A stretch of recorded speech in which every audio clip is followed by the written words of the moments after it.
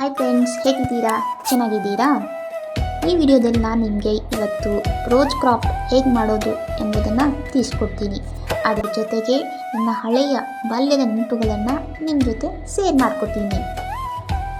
ನಾವು ಅವತ್ತು ಚಿಕ್ಕ ವಯಸ್ಸಿನಲ್ಲಿದ್ದಾಗ ದಾರಿ ಹೋಗ್ತಿರ್ಬೇಕಾದ್ರೆ ಎಲ್ಲಾದರೂ ಒಂದು ರೆಡ್ ರೋಸ್ ಕಂಡ್ರೆ ನೋಡ್ತಾ ನಿಂತ್ಕೊಳ್ಳೋದು. ಯಾಕಂದರೆ ಆ ಟೈಮಲ್ಲಿ ಅಷ್ಟೊಂದು ಖುಷಿ ಅನ್ನಿಸ್ತಾ ಇತ್ತು. ಇನ್ನು ಯಾರಾದರೂ ನಮಗೆ ಚಾಕ್ಲೇಟ್ ಕೊಟ್ಟರೆ ಮುಗಿದೋಯ್ತು, ಆ ಇಡೀ ದಿನ ನನ್ನದೇ ಅನ್ನೋ ಥರ ಅಷ್ಟು ಖುಷಿ ಪಡೋದು. ಆವತ್ತು ಅದನ್ನೆಲ್ಲ ನೋಡಿ ಖುಷಿ ಪಡ್ತಿದ್ದ ನಾನು ಇವತ್ತು ನಾನೇ ಸ್ವಂತವಾಗಿ ಚಾಕ್ಲೇಟ್ ಬೊಕ್ಕೆಗಳನ್ನು, ರೋಸ್ ಕ್ರಾಫ್ಟ್ಗಳನ್ನು ರೆಡಿ ಮಾಡ್ತಿದ್ದೀನಿ ಅಂದರೆ ನನಗಂತೂ ನಂಬೋಕ್ಕಾಗ್ತಿಲ್ಲ. ಆ ಹಳೆ ನೆನಪುಗಳೇ ಇವತ್ತು ನನ್ನ ಈ ಹೊಸ ಕೆಲಸಕ್ಕೆ ಸ್ಫೂರ್ತಿಯಾಗಿವೆ. ಏನೇ ಹೇಳಿ, ಕೆಲವೊಂದು ಹವ್ಯಾಸಗಳು ನಮ್ಮ ಬಾಲ್ಯದಿಂದಲೇ ಶುರುವಾಗಿರುತ್ತೆ. ಇವತ್ತು ನನ್ನ ಇಷ್ಟದ ಕೆಲಸವನ್ನೇ ಬೊಕ್ಕೆಗಳ ರೂಪದಲ್ಲಿ ನಿಮ್ಮ ಮುಂದೆ ತಂದಿದ್ದೀನಿ.